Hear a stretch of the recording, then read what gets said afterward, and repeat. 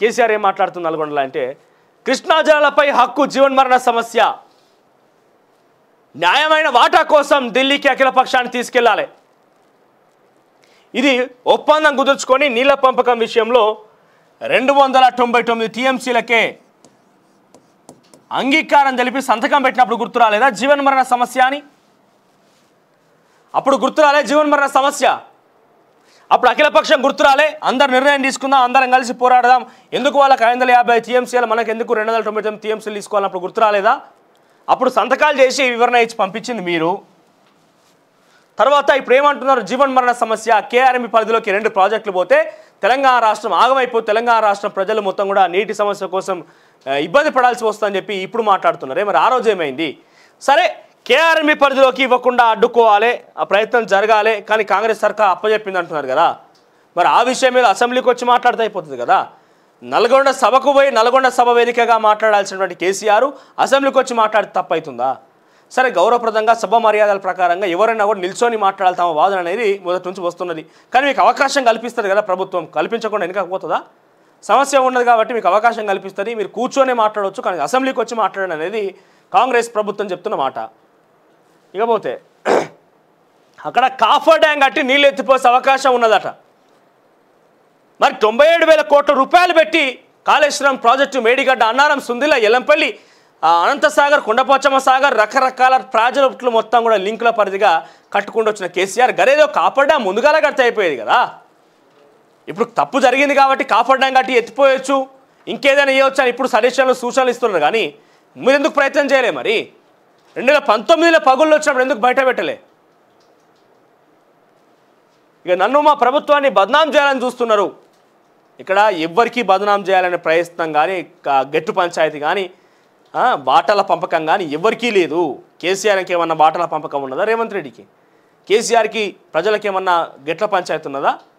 లేకుంటే కేసీఆర్కి ఉన్న మీడియా జర్నలిస్టులకు అడిగేటువంటి వారికి ఎవరికైనా పైసల పంచాయతీ ఉన్నదా? లేకుంటే ఇంకేమన్నా గెట్టు పంచాయతో, భూముల పంచాయతో, లేకుంటే పాలల పంచాయతీ ఉన్నదా? తెలంగాణ రాష్ట్రానికి సంబంధించి ఏదైతే హక్కుల కోసం మీరు పోరాడిరో, మీరు పోరాడని చెప్పి మీరు చెప్పుకుంటున్నారో, చావునట్టు తలకాయ పెట్టాలని మీరు చెప్పుకుంటున్నారో, ఆ రకంగా మిమ్మల్ని కాపాడుతూ తెలంగాణ రాష్ట్రాన్ని తీసుకొచ్చేంతవరకు పోరాడిన వ్యక్తుల్లో అనేక మంది విద్యార్థి ఉద్యమ నాయకులు ఉన్నారు, అనేక మంది మా అన్నలందరూ కూడా ఉద్యమాలు చేసిరు, అనేక మంది పాల్గొని దాంట్లో ప్రాణాలు అర్పించారు కూడా. సో ఆ చరిత్ర మనం చదువుకుంటూ వస్తుంటే ఏదో స్వతంత్ర ఉద్యమం అంటే మనం చూడలే, మనకు తెలియదు దాని సంగతి చాలా, కానీ మన చరిత్రలో చదువుకొని ఇప్పుడు కూడా స్మరించుకుంటాం. మరి అట్లా తెలంగాణ రాష్ట్రాని కోసం పోరాటం చేసినటువంటి ఈ యోధులని, ఈ సమరయోధుల కోసం మనం ఎట్లా గౌరవించుకోవాలి, ఏం చెప్పి గౌరవించుకోవాలి? తెలంగాణ రాష్ట్రాన్ని ఏ రకం కోసం అయితే అభివృద్ధి కోసం మనం ముందుకు తీసుకుపోదామని ఆశయం కోసం ప్రయత్నం చేసినామో ఆ ఆశయం అమల్లో ఉంటాయి కదా, వాళ్ళ ఆశయాలు సాధనైనట్టుగా అది ఆచరణలో ఉంటాయి కదా, ఆ కార్యరూపం ఒక ప్రణాళిక ఉంటే కదా. అదేం చేయకుండా తెలంగాణ రాష్ట్రానికి నీళ్లు నిధులు నియామకాలను ఒక టైటిల్తో తెలంగాణ రాష్ట్రం ఏర్పరచుకున్న తర్వాత నియామకాల సంగతి అటకెక్కిన విషయం అందరూ ఈరోజు కేవలం జర్నలిస్ట్ మనోజ్గా నేను చెప్పే విషయం కాదు, యావత్ తెలంగాణ ప్రపంచానికి తెలుసు, ప్రజానికానికి తెలుసు ఏం జరిగింది నియామకాల విషయం అనేది. ఇక నిధుల విషయానికి వస్తే అప్పులు కూడా తెలంగాణ ప్రజలు మొత్తం కూడా మొన్న బట్టబయలు చేసారు, వాళ్ళకి అప్పుల సంగతి కూడా తెలుసు. ఇక మిగిలిందల్లా నీళ్లు. అసలు వాస్తవానికి కృష్ణా జిల్లాలో మన వాటా మనం దక్కించుకోవాలని ఒక ఆశయంతోనే నీళ్ల కోసం ఉద్యమం జరిగిందనేది అందరికీ తెలుసు. నిధులు నియామకాలలో నీళ్లు అనే అంశం తెరమీరికి వస్తే నీళ్ల గురించి ఏందయ్యా అంటే మన వాటాని ఆంధ్రప్రదేశ్ రాష్ట్రం పట్టుకపోతుంది, దోచుకపోతుంది, కాబట్టి మన వాటా మనం దక్కించుకోవడమే నీళ్ల ఉద్యమం అనేది అందరికీ తెలుసు. కానీ కాళేశ్వరం ప్రాజెక్టు కడతామని, కాళేశ్వరం ప్రాజెక్టు అనేది 1,00,000 కోట్లు పెట్టి కడతామని, దాని నుంచి నీళ్ళు వస్తాయని ఎవరికీ తెలియరు, ఎవరు ఊహించలేదు కూడా. అసలు రావాల్సిన హక్కేంది? కృష్ణా జిల్లాలో మన వాటా మనకు తేల్చాల్సింది. ఆ వాటానే అప్పగించండి కేసీఆర్. నిధులు నీళ్లు నియామకాల్లో నీళ్ళనే అంశంలో కృష్ణా జిల్లాల కోసం మన వాటా దక్కించుకోవడమే. ఆ నీళ్ళనే మనకు ఎవరికి చెప్పకుండా అప్పచెప్పిండు కేసీఆర్. 299 టీఎంసీలకు అంగీకారం చెప్పి సంతకం పెట్టిన అనేది మొదటి నుంచి మనందరం వింటున్న మాట. సో నీళ్ళని అప్పచెప్పేసండి. ఇక మిగిలిందల్లా ఏంటిది? కేసీఆర్ ఒక్కడే. ఏం చెప్తుండే ప్రతిసారి కేసీఆర్ కేసీఆర్ కేసీఆర్ అని చెప్పి ప్రజల్లో బలంగా చొచ్చుకు వెళ్ళే విధంగా ప్రయత్నం చేసి 10 సంవత్సరాలుగా అబద్ధాల మేడల మీదనే. అబద్ధాల మేడలు ఎందుకంటున్నా అంటే దళిత బంధువు ఒక అబద్ధం. సింపుల్గా చెప్పాలంటే ఏం చేసిండు కేసీఆర్ 10 సంవత్సరాలు అంటే, నా ప్రజావానికాడికి పోతే కార్యక్రమాన్ని చూసిన నేను, ఏంది చాటల బియ్యం పోసి కుక్కల కొట్టాడబెట్టాడంటారు తెలుసుగా, తెలంగాణ సామెత ఉంటుంది. అంటే ఏంటిది? పాపం బియ్యం కుక్కలు తినలేవు, అది కానిపోయిన పరిస్థితి. కానీ కలరింగ్ ఎట్లా, నేను మీకు అన్నం పెట్టినా కలరింగ్ ఇస్తూ చాటల బియ్యం పోసి కుక్కల కొట్లాడ పెట్టిండు. కుక్కలు మొత్తం కొట్టుకుంటున్నాయి నాకని చెప్పి. గట్లనే సామెత ఏమైపోయిందంటే, ఓ డబుల్ బెడ్రూమ్ ఇల్లు తీసుకుంటే 100 ఇల్లు కట్టి ప్రజలకు కొట్లాడ పెట్టిండు నాకని. ఓ దళిత బంధు పథకం పట్టుకొచ్చి ప్రజలకు కొట్లాడ పెట్టిండు. ఓ బీసీ బంధు పథకం పట్టుకొచ్చి ప్రజలకు కొట్లాడ పెట్టిండు. రైతుల గిట్లే కొట్లాడ పెట్టిండు. ప్రతి అంశంలో చాటల బియ్యం పోసి కొట్లాడ పెట్టిండు ప్రజలకు అనేది చాలా యావత్ తెలంగాణ ప్రజానికం ఈరోజు చర్చించుకుంటుంది. సో మేడిగడ్డ పరిస్థితికి అట్లనే అయిపోయింది. మేడిగడ్డ ఏమైపోయింది, 2018లో అట్టహాసంగా అందరం కలిసి ఇనాగ్రేట్ చేద్దామని చెప్పి మహారాష్ట్ర ముఖ్యమంత్రి, ఆంధ్రప్రదేశ్ ముఖ్యమంత్రి, తెలంగాణ ముఖ్యమంత్రి ముగ్గురు కలిసి ఇనాగ్రేట్ చేస్తే సంవత్సరం కాకముందే దానిలో నుంచి పగులు ఏర్పడి కొంత వింతగా, అంటే కొంత ఇబ్బందికరంగా పరిస్థితిగా మారినప్పుడు దాన్ని కప్పిపుచ్చుకునే ప్రయత్నంగా పోలీస్ పహార మధ్య దాన్ని ఎవరికి పోనీయకుండా, సందర్శించకుండా ఆపేసారు. ఇప్పుడు బయటపడుతున్న కొద్దీ దాని నుంచి కప్పిపుచ్చుకునే ప్రయత్నంలో భాగంగా ఇంకొక అంశం తెర మీద తీసుకొస్తున్నాడు.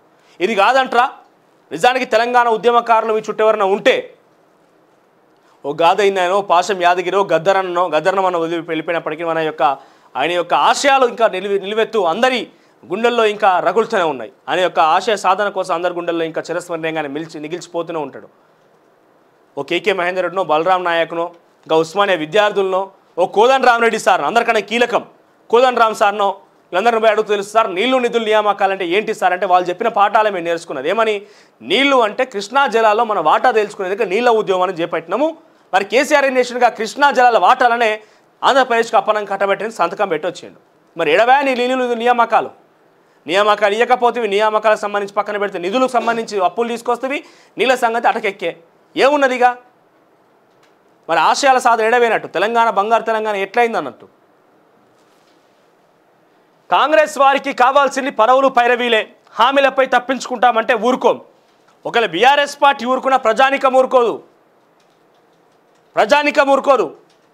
తెలంగాణ రాష్ట్రంలో 10 సంవత్సరాల పరిపాలన విషయంలో నిజాలు నిగ్గు తేల్చేలాగా బయటపెట్టినటువంటి మీడియా జర్నలిస్టులు, తెలంగాణ ఉద్యమకారులు ఎవరు ఊరుకోరు.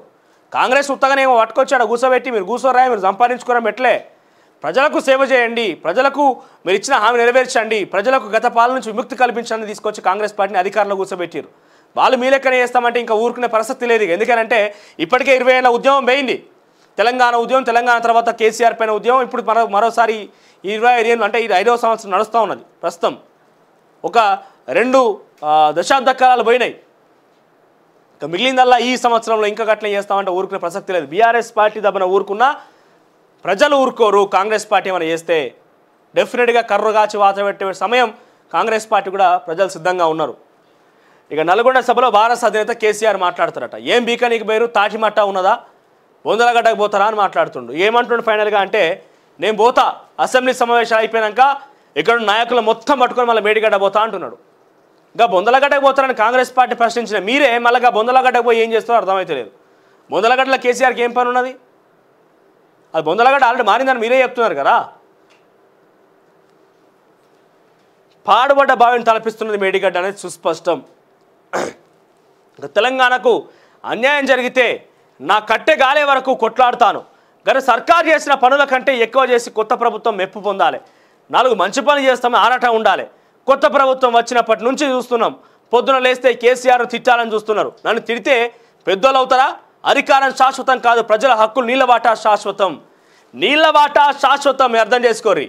మరి నీళ్ళ వాటాను ఎందుకు అప్పచెప్పినావు? అక్కడ ఎందుకు అప్పచెప్పాల్సి వచ్చింది?